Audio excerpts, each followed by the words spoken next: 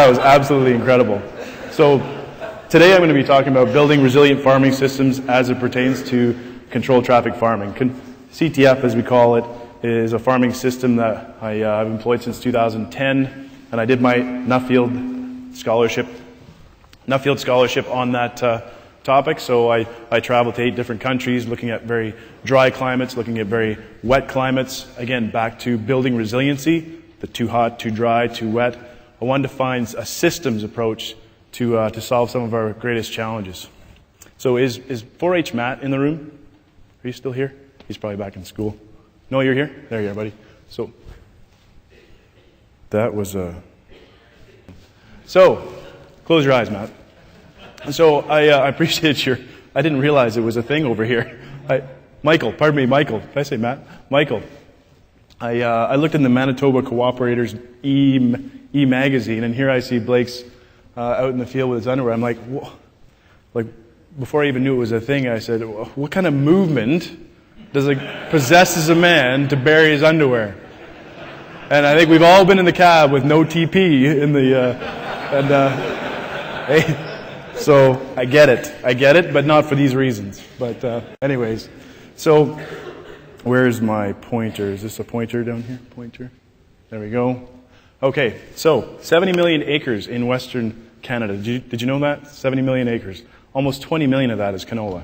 It's not sustainable, but interesting nonetheless. So I farm an hour northeast of Calgary, right there, in near a town called Three Hills. Most people know Drumheller, so I say Drumheller. We're about 35k north of there. We farm some cracking clay soils, 2-to-1 high magnesium soils, so they swell and contract quite a bit. We get 12 inches of rain on average. Now I like to say 12 inches average because we get 24 or nothing, so we average 12. Our growing season is fairly short. We're at 3,000 feet elevation, so we're really close to the Rocky Mountains. So really cool nights, but we can get up to 30, 32, 35 degree days. But we'll get right down to 8 degrees at night, sometimes 5, sometimes. We could basically freeze every single month of the year, unfortunately. So I've been no-tilling for 10 years because that's as long as I've been farming, and 7 of those years have been with CTF. We do grow wheat, barley, canola, peas. We try to avoid flax, although it's a great crop, but it's a really late-season crop for us. Faba beans are in the mix, and lentils as well. So we've got a really diverse rotation. Our climate allows a lot of those crops. There we go. Okay, I'm full. So all of our research dollars, all of our time and money is spent focused on this little 10% that makes up such a small part of our overall yield loss. Yet we're trying to fix our too cold, too hot, too wet by buying either something out of a jug or buying something from a bag of seed with a genetic trait that can handle it. I believe that we can build a farming system that can handle those abiotic stresses without having to rely on just genetics. Genetics are very important, but they're not the only tool.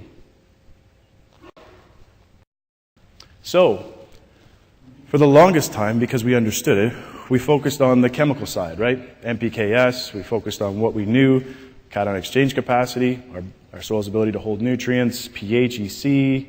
We knew all those things, so we focused heavily on those. And now we've got this resurgence in biological. Jill Clapperton's been talking about, Dr. Jill Clapperton, she's been talking about soil livestock for 30 years, 20 years anyways. And so now we've got this amazing focus on bacteria and fungi and how biology relates to soil nutrients and plant health, and that's fantastic. But how many people are talking about physical? Yeah, crickets. Physical isn't very sexy, it's just soil porosity. Okay, how much airspace does your soil contain? Permeability, so how well can your soil handle rain? Can it store it? Can it drain it? Is it well aerated? Aggregate stability. Is it going to dissipate into nothing and flow down a stream after heavy rainfall? So I would propose that things have changed a lot in the last even 10 years with the size of our equipment. Now, especially in Western Canada, we're growing by economies of scale, right? The best way to increase profitability is to do the same thing over and over on more acres, right? So many of us are moving to 60, 70, 80-foot hoe drills. 80-foot hoe drills with 1,000 bushel carts. 1,000 bushels, 60,000 pounds, that's 30 ton of seed and fertilizer. Never mind the tank that it contains. So here we have, oh, don't go back. There we go. Here we have, so this is, I mean, that's just a 1910 tank. I mean, it's 430 bushels. It doesn't hold that much, but a lot of them are really, really large. And this is the problem right here. So 19, 20 ton, coming right out of the factory, they're already overloaded. Not by road standards, but by compaction standards, by soil standards. 20 ton. Now chuck another 10 ton of that, 10 ton of corn in there, or 8 ton, or 12 ton. Crank it right up. How about these things right here? You notice these are like all green? I just noticed that this morning when someone made the comment about the green and the red. It's like one of these things just doesn't belong here. But nonetheless, no, okay. Like, I run green. I like a Concord drill, which is green. I got a fast toolbar that's green. I do have a green combine. And a few pieces of green equipment, but only one John Deere. But this is the culprit right here. These ones, I mean, yes, they've been really efficient. They've allowed us to buy one less combine in many cases because grain carts allow such greater efficiency, loading on the go. But man, they're only 8 ton.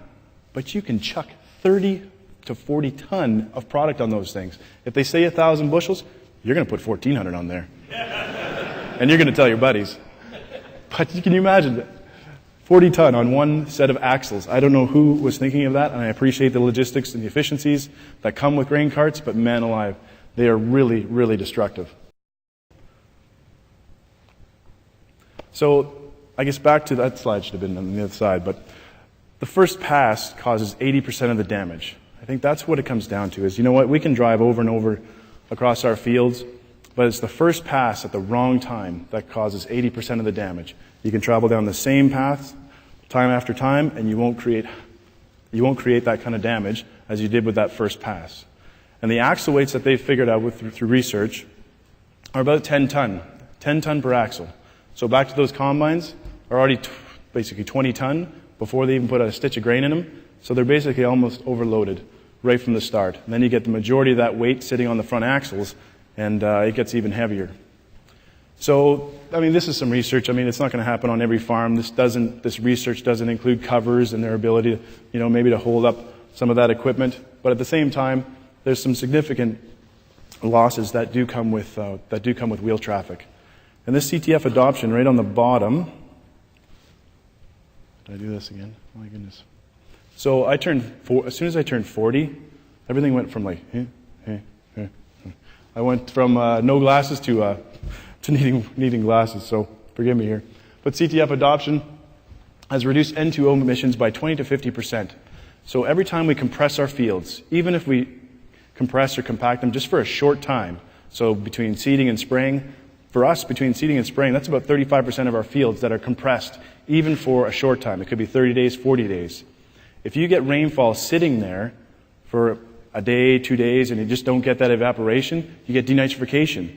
And we've just piled on all that nitrogen at once, that's seeding for us, or at least the majority of your nitrogen sitting in that soil. We can lose, in Western Canada, we can lose 2 to 4 pounds of nitrogen per day for every day that soil sits saturated. That's huge. You think about how many rainfall events we have over the growing season, and if we're losing 2 to 4 pounds every time for a couple of days, all of a sudden it's 8 pounds, it's 10 pounds, it's 20 pounds. So we tend to lose a lot.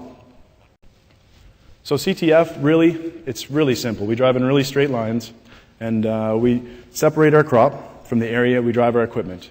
So we match all of our axle widths, and we match all of our equipment widths. So we drive down permanent traffic lanes. So we try to leave as much of the area untouched as possible. So again, back to that 45%, I'm now down to 17%, but many can get down to 15% wheel traffic.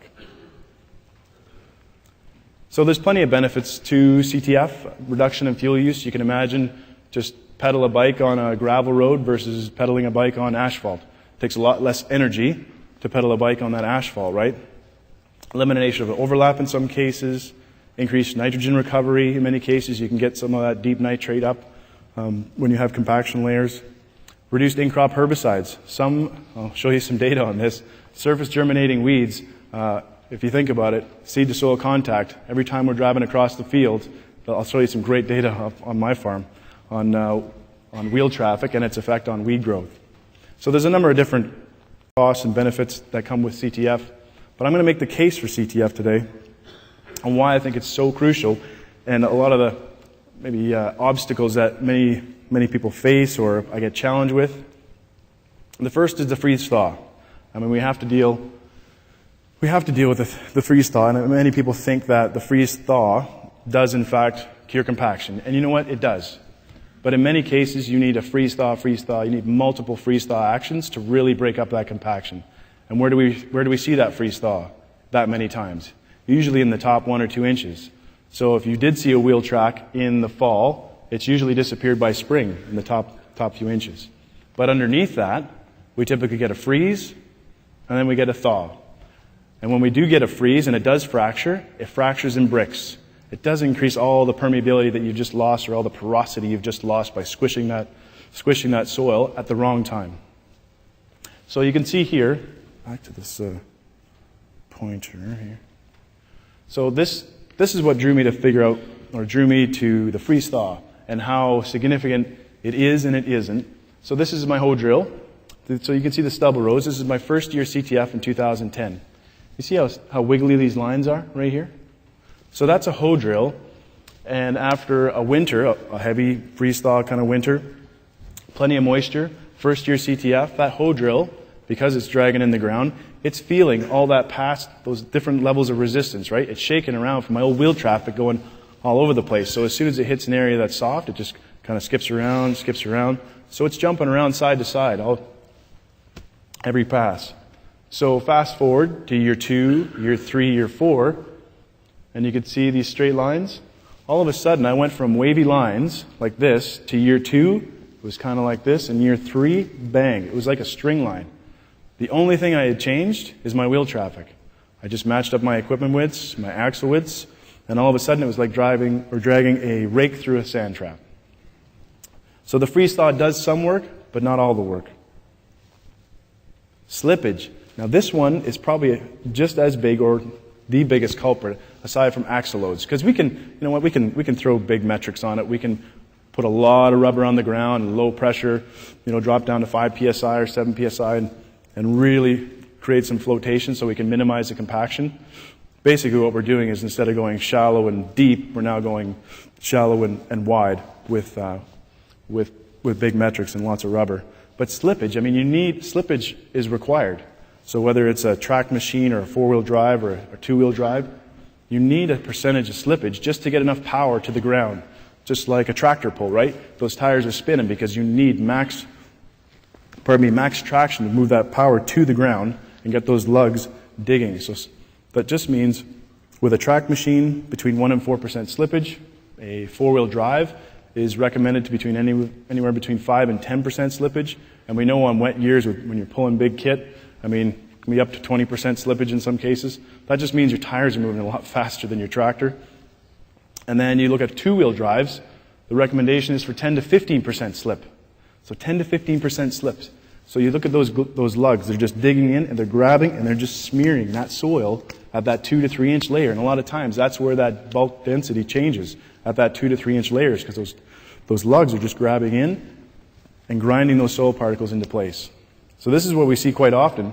This is around 3 hills, and I can see it all over the place when you're looking. These rows will disappear. As soon as this heads out, the problem disappears. But just before heading, you get to see this. This is all slippage. It's not axle weight, just slippage. Up hills, these are clay soils. Same here in that canola. But as soon as it's done flowering, the problem seems to go away, as it seems.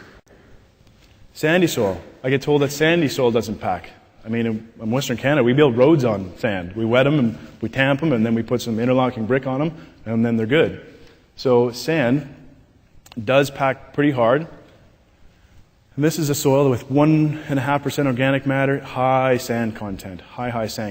This is a 1 meter resolution NDVI image taken in 2010.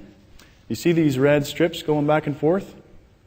Well, in 2007, 3 years before, it was a wet year, and he was harvesting wheat with a 30 and a 36-foot header on a diagonal. 3 years later, in a canola field where they took NDVI imagery, they're still seeing the effects of that compaction. 3 years later, on a sandy soil. Sand packs. High organic matter soil. I often get told that's high organic matter soil is a buffer. It's like a sponge. How can it compact? It can hold the weight of 40 tons in some cases. So this is a 6% organic matter soil. This is number one soil near the Rocky Mountains. It is beautiful. It is 6 to 8 inches thick. And you can see, I think you can see from there, beautiful on top. The top 2 inches, you just grab your hand in there and it's just like butter. It's just beautiful. Just below that 2 inches, it's a not a platy mess, but basically a platy mess where you see all the roots going sideways. So you've lost a ton of structure, and that's a high organic matter soil, and you're still seeing that compression. I love this photo. So 2016, it was a really wet 2015 fall. So coming into 2016, it's a wet spring. I have a liquid kit on my Concord drill, so I went to fill it up. We're on the headland. See right here. Right here, this is a 3-ton truck with 1,000 gallons of liquid on the back. 3-ton little picker truck. So I'm on the headland. I'm barely moving down an inch, right? So how many people have driven either a manure wagon or like anything across your field and you barely see a divot, right? Well, I haven't trafficked my field in 7 years. I move off the headland right here towards that tire and I sink down 7 inches. So it dawned on me, it's not until you actually uncompact your soil and then reintroduce that equipment traffic that you start to understand, like, holy man, it may have been hard, because that used to be my field before. I could roam around it and barely make a divot. Now I move off the line and I sink down 7 inches. You can imagine the porosity in our soil now, and I'll show you. Our tramlines, so back to that cracking clay soil. So a heavy clay soil. How many people have seen soils like this, that crack or clay?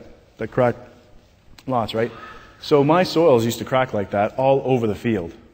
The only spot you'll find that kind of cracking is in my bare tram lines, where we drive all over equipment year after year, pass after pass.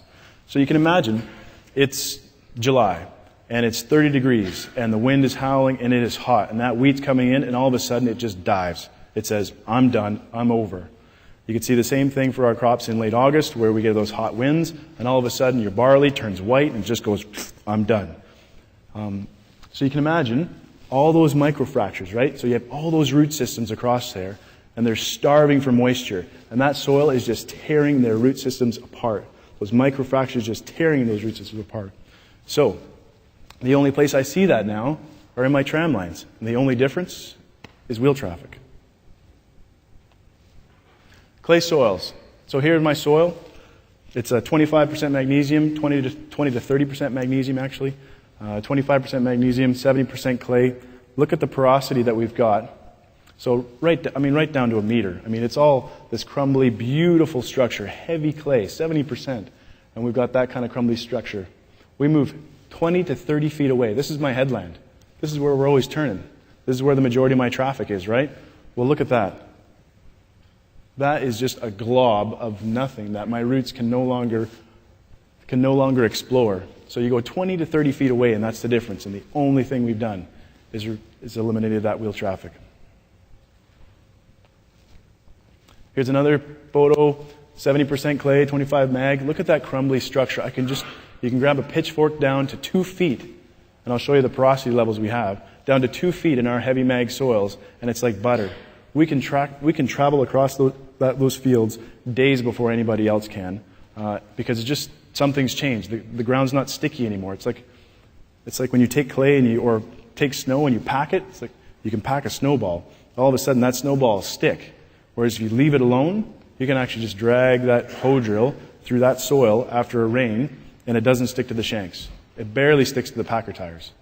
We haven't changed. We haven't amended. We haven't put any gypsum. We haven't flocculated anyway. All we've done is manage our equipment differently. Castor wheels. I love this photo. So castor wheels are not benign. So these things, you can imagine how much weight could these castor wheels possibly be carrying with my hoe drill in the ground? Not a whole lot, right? Like you'd think all the iron would be supporting those wheels. But look at this soil. Right-hand side, no wheel. Left-hand side, 12 inches apart. There's only 12 inches between these two pieces. The only difference is wheel traffic. And that wheel traffic is just that castor wheel. That castor wheel versus inside on the bottom side, if you can see that. The only difference, and look at that. Look at the density. Look at the lack of porosity and structure in that soil. And all I've done is taken a castor wheel and driven over it 6 times.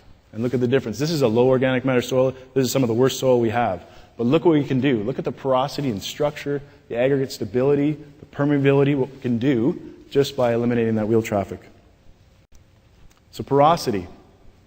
We set up a group called the Controlled Traffic Farming Alberta Group because everybody was interested in CTF and what are the economic returns, what are the risks, what are the rewards of CTF. So 4 of us started. We now have 8, and we're just coming to the end of our program where we brought in some researchers to look at porosity and biology. And here we have a site with 4 soils, and I'm just at the bottom here. Now, I refused earlier on. I'm like, I can't drive over my soil. It's been like 4 years, and I've got my heart into this. I'm like, I appreciate research, but I'm not driving over my soil randomly for no reason. But I eventually succumbed and did some random traffic checks inside my CTF fields. But if you look at my soil down here, so heavy clay soil, and back then, this is 2011, and my porosity is even higher now, 68% porosity. 68% of the top 6 inches of my soil is airspace. If you talk about condo space for biology, I've just made like Toronto in my soil, right? I can support a lot of biological activity in this top 6 inches, but I have 64% porosity down to 6 to 12, 60% porosity down to 12 to 24 feet, so 24 inches, so down 24 feet. Now I'm dreaming. Okay, but we've 54%, so even at that 3-foot depth, my porosity is higher than most in their top 6 inches. And these are beautiful soils. Like these, people would kill for a sandy loam like these guys. Yet my porosity is higher at the 3-foot level. That's what we can do. That's what we can do when we manage our equipment traffic differently. So what is nature telling us? Look to nature. Biomimicry, right? Here we have my neighbor. Well, guess where those cows are walking? They certainly need RTK, but GPS, but nonetheless, they're choosing the path of least resistance. Here are my resident antelope. Yes, we have antelope. I'm from Ontario, and out here, like out east of the river, Red Deer River, we have antelope. We used to have a lot of buffalo, but lots of antelope. But guess where they're traveling? On my tramlines. There's a sign that says that they're going to get shot if they get off there, but you don't want to eat. It's a goat. You don't want to eat that. Mind you, goat's fine. But not this goat. This is a terrible. For a second, do you see that? Everyone, as if I didn't point out the elephant, eh? What is that thing? So that's a Steiger PTA 3 1/4. I bought that thing for like $7,000. Okay, $7,000. It had 8 wheels at the time. It only has 4 now. But $7,000. I used it for a year. I think it dropped a lifter. I took out 2 pistons. It cost me $23,000 motor job. So. It was a $30,000 tractor, but still a lot less than most. A lot less than most, right? So in order to bring it in, because we needed to match 120-inch centers, right? So all of our axle widths, we wanted them to meet. It's not the proper way, but we wanted them at the time to meet 120-inch centers. So here you have 120-inch centers. I needed actually a little axle extension kit for that spray coupe. 121-inch centers on that Steiger. 120-inch, 120-inch. It's kind of a pain to change concaves at 120-inch. I'll get into that tomorrow as well, but we're down to 120-inch. 4-wheel drive on singles. So basically what we did was we just cut the spacers, cut the wheel bolts, welded the 2 rims together, and that brought us into 121-inch centers, and put about 3,000 acres on it before we actually had to repair any rims. There's a couple brackets, but Steigers, their rims were known for being a little bit faulty. But yeah, it's been pretty solid ever since we modified it. Now the trick when you are running on tramlines, so you've got your tractor stationary, you've got your air cart, your seed and fertilizer stationary, and you're in a no-till situation, you don't want to run into last year's stubble because that's an absolute mess, as you know. So I got to move the drill side to side. So originally we're on 12-inch spacing. I'll say that we're on 12-inch spacing, 2-inch opener. So we were moving 6 inches side to side first year, and that was just too much of a gap in between each pass. So you go down and back, you'd be like 12 plus 6 is 18-inch gap, and then you'd be 12 minus 6 is 6-inch gap. So we figured let's just move over 2 inches on either side each year to get through the residue. So year 1, we'll pull from center. Year 2, we've got almost like a hockey stick shaped hitch. So year 2, we'll move over 2 inches. Year 3, we'll move over 2 inches from center. Year 4, we're back on center, and the stubble's gone by then. So there's no trouble with plugging there. Here's our liquid kit. Patterson liquid kit. And you can see the stubble. You know the stubble's tall when it's hitting the undercarriage of your drill. So 16 to 18-inch wheat stubble when we can. I'll show you. Could you press play? So it'll turn sideways, so you don't have to. There. I know, I had you there, didn't I? So this is 12 to 15-inch stubble, and you can see on our hoe drill, 12-inch spacing, we moved over 2 inches, so you can see we can actually travel right beside last year's row. In between the rows is going to be better, but it turns out we're sitting right beside last year's row about 2 inches. So the side bend opener sometimes is placing it right into last year's row, and that's highly beneficial for a number of reasons. But even with that old hoe drill, we run RTK guidance. It's Trimble FMX and wireless RTK. So it is very accurate. So it enables us to move over really accurately, inch to inch, pass to pass. And especially when you move that variability in soil bulk density, all of a sudden things run really true through the soil. So now we can do this. I mean, we can plant canola right beside last year's wheat stubble, wheat beside last year's canola stubble, peas right on, and that is brilliant. Peas beside. Does anyone grow peas here? Has anyone grown peas? A couple? Yeah, a couple. So peas into wheat stubble. It's a perfect trellis that I'll show you. But originally, when we said back to that 6-inch going towards the center of the row, this is actually no man's land. There's not a lot of residue here. This is up on top of a hill. But right there is probably the driest, hardest spot you're going to find, especially when you're seeding a small seed like canola. You're going to want it right beside last year's stubble row. Because even on the driest of dry springs, you'll find moisture inside that root ball. Last year's root ball will always hold that moisture. So if you can tuck even on a dry spring, we can get really good germination and emergence. In fact, our germination and emergence on canola is 30 to 40% better than most. 30 to 40%. We spend $50 to $60 an acre on canola seed, and we're making $20 an acre more, or spending $20 an acre less on canola seed because our rates are down 20 to 25%, because our emergence rates are over just around 90%. So it's worked out really well in the dry. We create this microclimate. So here we have tall stubble. This is 16-inch wheat stubble. This is a 100-bushel wheat stubble, spring wheat stubble right here. And we've got just 4 pounds of seed, of canola seed. And you can see it's created this little microclimate because we're not piling all that wheat residue on the ground any longer. We're actually keeping it elevated, and it actually traps that heat. So if you mow that stubble down, all of a sudden it warms up maybe a little bit faster, but at night, that wind takes all that heat away. So if you keep your stubble standing tall, it depends, tall is a relative term, but for us, 12 to 16 inches, if you keep it tall, when it warms up during the day, it stays warmer longer at night. So we get better growth in the evenings.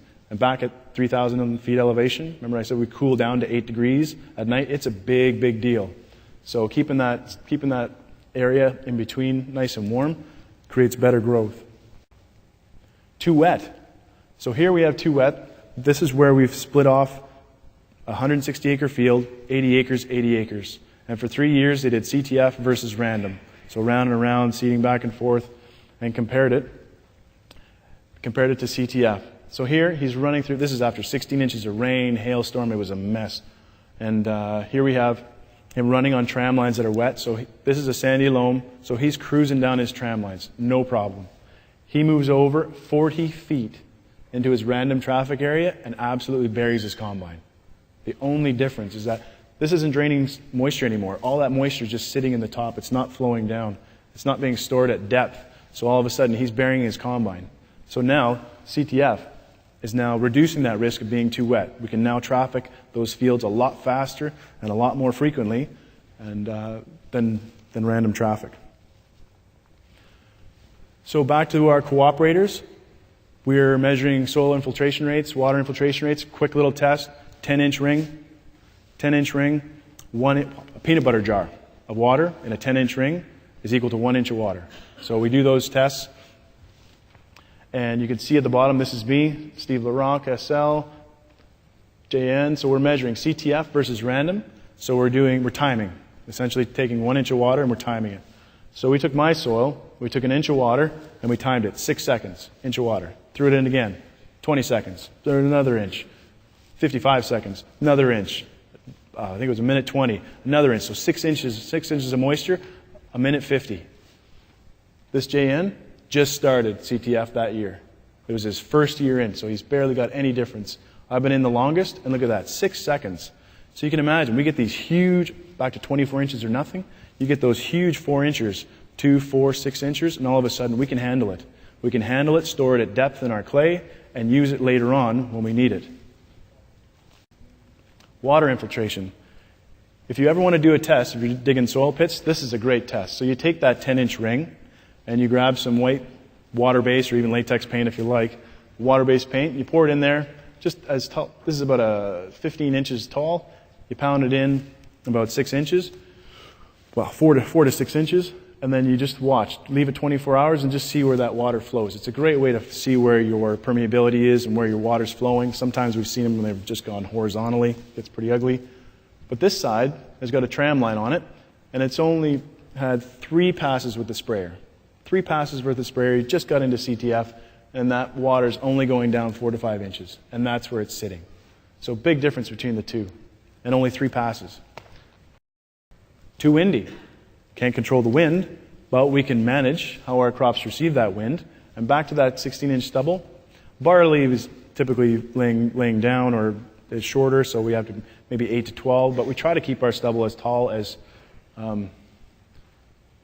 possible, but it's not without risk, right? If you imagine with a hoe drill going through 16-inch stubble and it goes south, it gets really ugly fast. You're pulling all that stuff up and you're plugging. So you're going round and around, so you really have to be careful. But back to this too windy, so 16-inch stubble, what they found back in the late 90s and the early 2000s in Western Canada is that they found a strong correlation between stubble height and yield. And they found it almost on all the crops that we grow in Western Canada, from flax, canola, wheat, barley, peas, chickpeas, lentils. You can see these lines. Down here you've got 0, 15, 30, and 45. So 0, 6-inch, 12-inch stubble, 16-inch stubble, all the way through. The lines are linear. So we get an increase in yield as our stubble height increases. And what that's doing, the stubble height, is creating a microclimate, right? So it's preventing all that cold air from whisking away. It's keeping that soil nice and warm, that little climate nice and warm at night. And we're not piling all that residue on the ground at once. So we're managing the wind a little bit differently. Efficiencies too, you can imagine going from 6-inch stubble to 16-inch. I mean, 900 to 1,600 bushels an hour. I mean, it's huge efficiencies when you can keep your stubble tall. So big efficiency gains there, not only just the microclimate. And too hot. So here's 3 years worth of residue sitting on my surface. I mean, we get, again, we're 110-day growing season. So there's not a lot of breakdown between, beginning of October or late September all the way through to April. There's just not, and maybe covers would change all this. So, but here we've got a few years of residue. This is a faba bean stubble. There's some wheat stubble in here, and there's actually some barley stubble in there too. So back to keeping that soil cool when it's hot. They found in wheat that soil temperature has a greater impact on wheat yield than ambient temperature. You can imagine, Blake sitting in the hot tub and it's freezing outside. If it's minus 20 outside and you're sitting in the hot tub, you're feeling cool, right? Vice versa. If your legs are in a bucket of water and you're holding a warm cloth, you're still pretty cold. So it's really about managing that soil temperature, and you can do that by managing residue differently.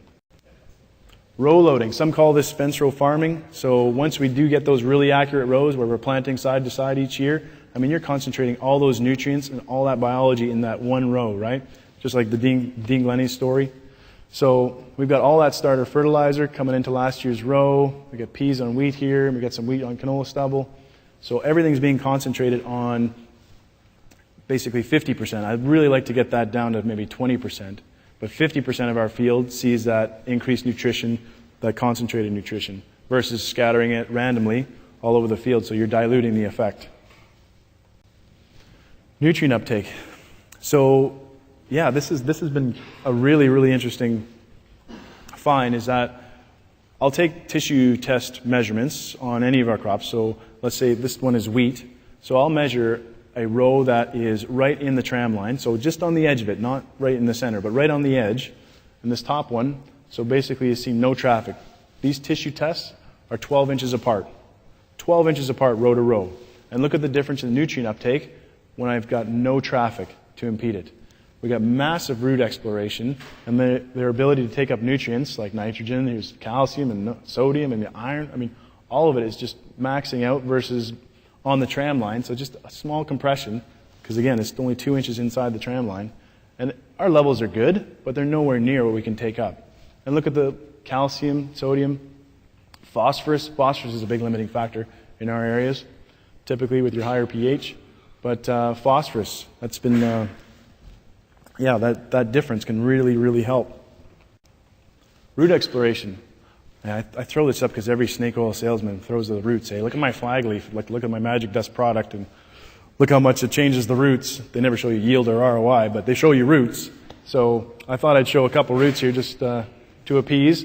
But you should see the root exploration that we get on any of our crops. This is your traditional. Like, this is across the road with a Borgo drill, fantastic zero-till farmer, big equipment.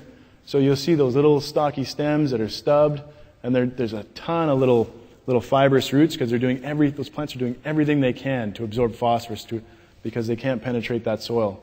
Next door, we can take canola roots and just pull them out, and they'll be 16 inches long. You give them a flick, there's barely any soil covering those roots. So massive root exploration. Again, there's only been a few pea growers. Wind, hail. How about 2 inches of hail, 4 inches of rain, 80 km/h winds on your pea crop? That's like worst case scenario. So you talk about building resilience. So here this field, this was stunning. What is it about taking photos with your family in front of the crop and then get absolutely wiped out the next day by hail or rain? It happens to us all the time. When people are like showing photos of their canola crop and the family, like, don't do that. Bang! Oh, you're kidding me. It's anyways, it happens. So this was an 80 bushel pea crop. It ended up being, I think 93% hail damage, and I think we pulled off about 40 bushels. But this was lying flat 3 inches off the ground.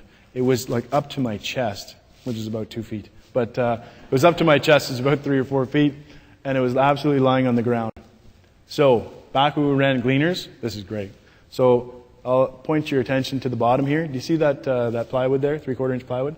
That is the Binford 5000 hopper topper. So when you can't get down and back, which is a great thing, on 160 acres, you got to be creative. That's only a 300 bushel hopper, so I made it into a 425 bushel hopper. Anyways, with 3/4 inch plywood. But look at this. This is a bat reel, a rigid auger header. That's prehistoric. And look at this. Look at the way that piece, look this again, right here. So there's my go mug. It's only 3 inches off the ground. And inside, where it's fallen down, it's still 10 inches off the ground. So I've been able to cut that and get 95% of it because it was trellised on that wheat stubble. So here I was able to get my lifters right in between last year's rows. So it did a fantastic job of picking up those flat peas.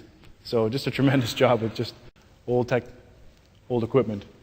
Balancing seed to N ratios, back to that peas. Like when you keep your stubble tall like wheat, and then you throw peas in the mix, all of a sudden you're not chucking all that high carbon content on the ground.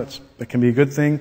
At the same time, that carbon content could take a while to break down. It doesn't break down a whole lot between October and spring.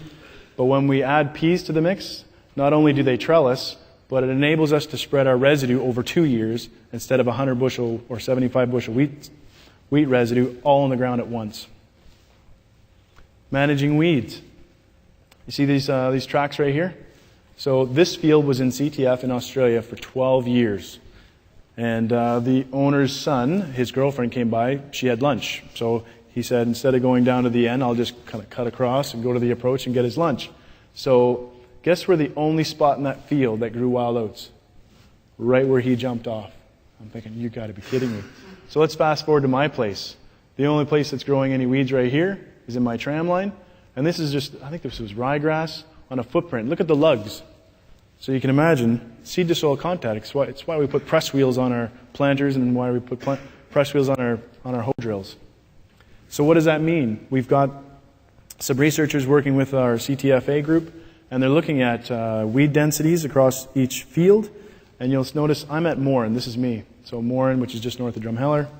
So you'll see wild oats, we've got the check, so the number of wild oats per square meter, and then the CTF. You'll notice in the check I've got wild oats. In my CTF, there's nothing. Let's go to more, and again over here on the left-hand side, wild buckwheat. In my check, where I've randomly driven, my check is where I've randomly driven, randomized replicated across a field, and they're measuring weed densities.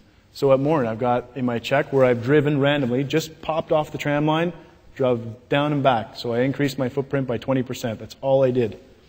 And you see the increase in wild buckwheat. Cleavers, same thing. I don't know if you have cleavers here. If you start growing canola, you'll get cleavers.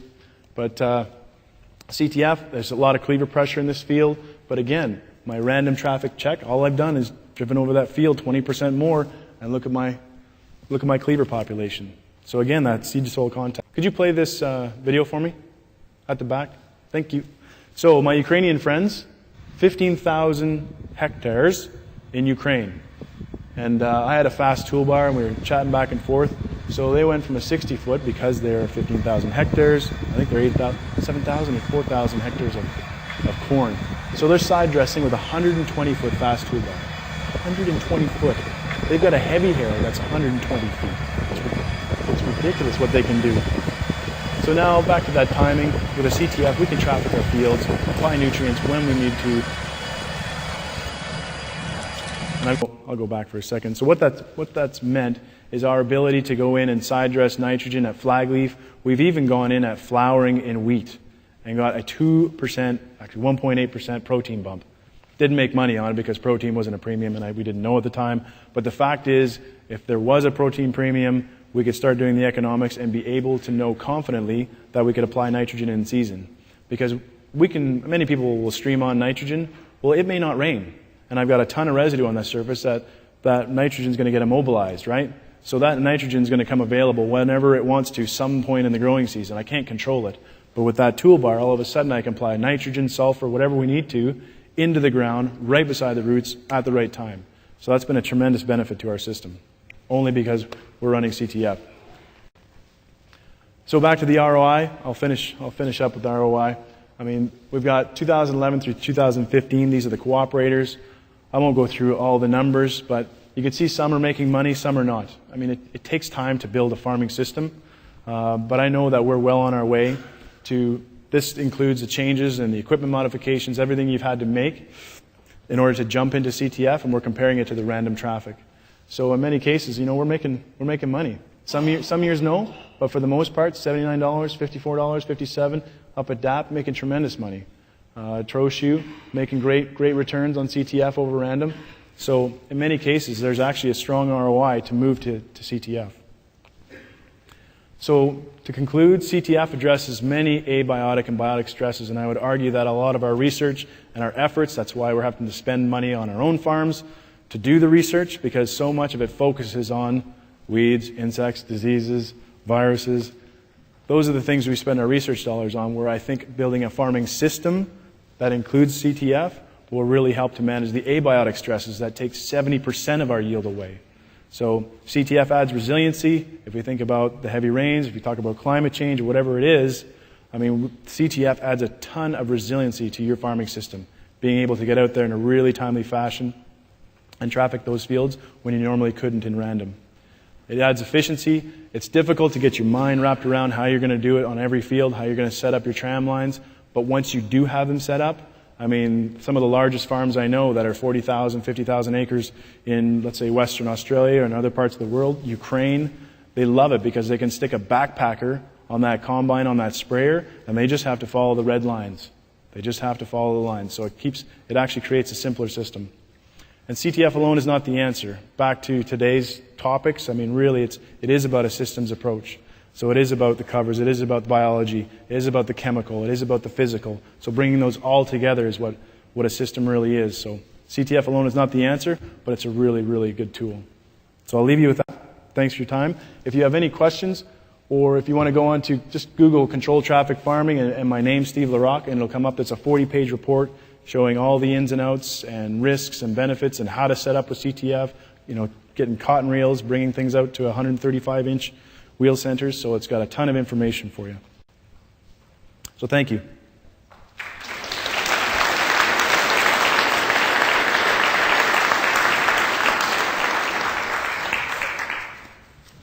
Is there any questions around the room? If you are, put your hand up and we'll collect them.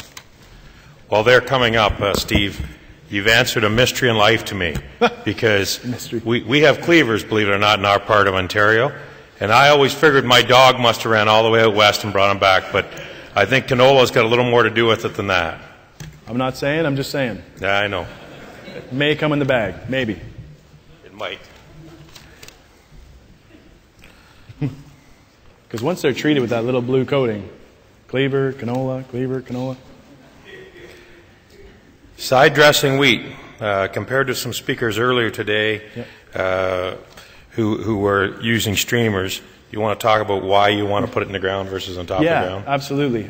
Because back to that 12 inches of rain, really, it's all about the timeliness. So we can stream on nitrogen, and it can work, but in many cases it cannot work. We can't control the rainfall afterwards. So when we apply nitrogen streamed on, we may not see rain for 4 weeks or 5 weeks or maybe even 6.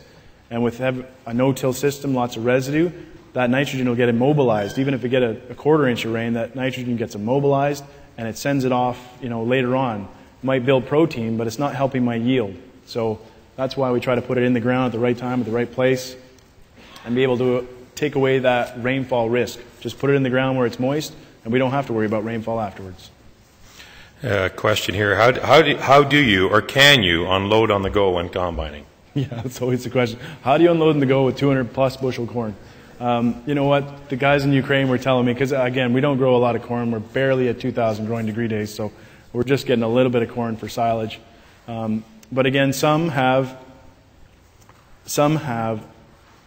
traveled down and combine one pass or even 3/4 of a pass if you can't get to the end, back up, very inefficient. I haven't solved it yet, but we can work through that maybe tomorrow. But so drive down, back up, jump off your tram line, which is not sacrilege. It's going to be less than a quarter of a percent kind of thing. So they jump off, and then they start unloading on the go. The guy comes back, and the cart jumps off. So once you get that row coming, then you can start, logistically. But again, field sizes, sometimes people, if the field sizes are too large, you cut it in half. Yeah, you cut your field in half. Okay, here we're going to get a little more complicated again. Oh, yeah. Forage production with CTF, how would you do it? Oh, man, you know what? Because there's one I can see huge benefit for the amount of traffic. The biggest benefits, the biggest yield increases from CTF have been into forage systems. And the Danes, like the guys from Denmark, have got it nailed because they're on 40 foot. So they're cutting on 40 feet, they're raking on 40 feet, baling, and they've got accumulators to take the hay off. And they're spreading manure all the time. So they're actually injecting manure on 40 feet too, all on tramlines. So you see these big manure wagons on triples, or triaxles I should say, and they've got it all figured out how to do it on 30 and 40 foot tramlines. So does that answer the question? I can tell you it can be done. Yeah. It was excellent. Certainly a place that you think of the number of passes over top of a field, the amount of tons you're taking off. Yep. Certainly makes sense. Is there a tipping point for compaction, pounds per square inch, that you would advise to stay below? You know what? That's a question for the scientists. But there is a tipping point, and it depends on soil texture. So you're sand, silt, and clay. So on a heavy clay soil, once you reach that 1.4 grams per cubic centimeter, so it's actually a bulk density measurement more than a penetrometer or a PSI reading, because PSI readings, they're a really inconsistent way to measure compaction, because if it's wet or if it's dry, it's going to change your PSI. So really it's about measuring that bulk density and seeing the change there. Meaning, so my bulk density was 0.8 grams per cubic centimeter. Typically you'll find clays at 1.1 grams per cubic centimeter. But the cutoff, like if I was to give a general term, 1.6 grams per cubic centimeter, if that's your bulk density, you've got issues. You've got root penetration issues. Average field size, maybe you just want to comment on that. Average field size, yeah. What is the smallest? The smallest field we have, or had, was 5 acres. The largest field we have is 200 acres. So, again, you know what? Tell a farmer he can't do it, and he's going to do it. So, there's all sorts. I think we had a 2.5 acre field that was just a little nub that we basically gave up. But 2.5 acres, you can imagine, like around the hedge and 3 down and backs, and you're done. That was craziness. So there's a lot of doing this. But anyways, when you're turning around, we got her done. That's good. Did you see that? That's the end of the question. Yeah. You've all been there, haven't you? Well, you're watching. We're going to do it again. One more time. Holy rip. Yeah. Has he ever heard of a spinner? I don't know. And it was on a hill too. So anyways. Yeah. Good. That's great. We'll have obviously be more questions tomorrow. I'm sure there'll be some out in the atrium here when we break. You know, if you go and stand beside John or Cam or someone, they'll find you. I mean you, Steve. Okay. Thanks very much. It's so our appreciation for a great presentation.